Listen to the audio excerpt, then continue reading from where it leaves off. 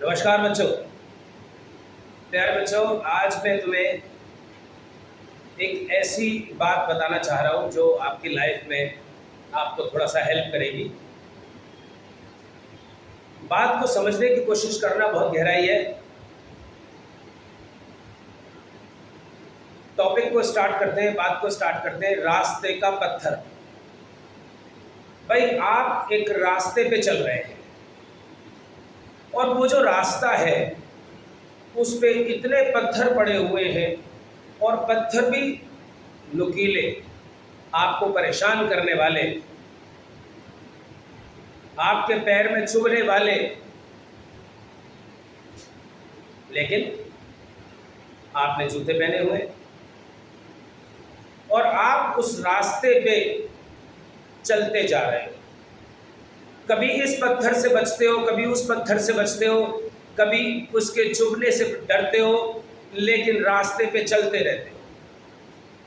और चलते चलते चलते चलते उन पत्थरों से बचते हुए कई बार कोई पत्थर आपके चुभते भी हैं, लेकिन वो आपकी मोशन को रोक नहीं पाते। देखिए, मोशन की बात आ गई।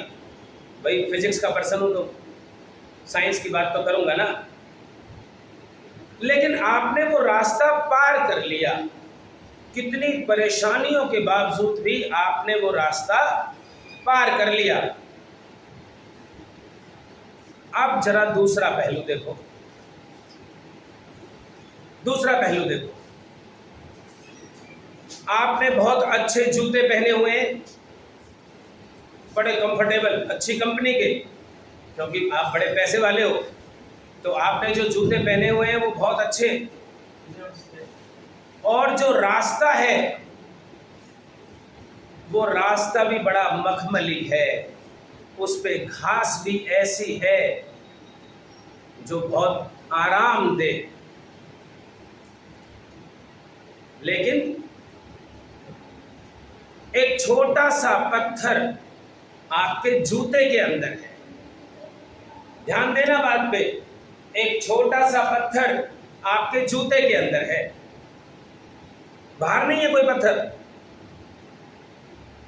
और जब आप रास्ते पे चल रहे हो, उस मखमली रास्ते पे, तो वो जो जूते के अंदर पत्थर है वो आपके चुभ रहा है और आप चल नहीं पा रहे।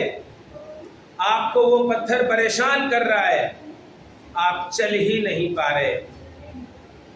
और बच्चों, आप वो रास्ता कवर नहीं कर पा रहे।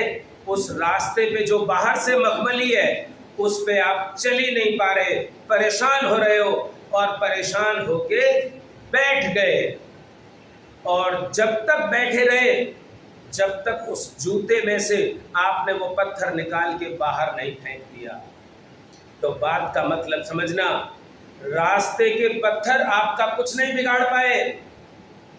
आपने वो रास्ता पार कर लिया, लेकिन जो पत्थर आपके अंदर था, जो परेशानी, जो डर आपके अंदर था, उसने आपको नहीं चलने दिया। तो अपने अंदर की परेशानियों को बाहर निकालो और उसके बाद पढ़ाई करो।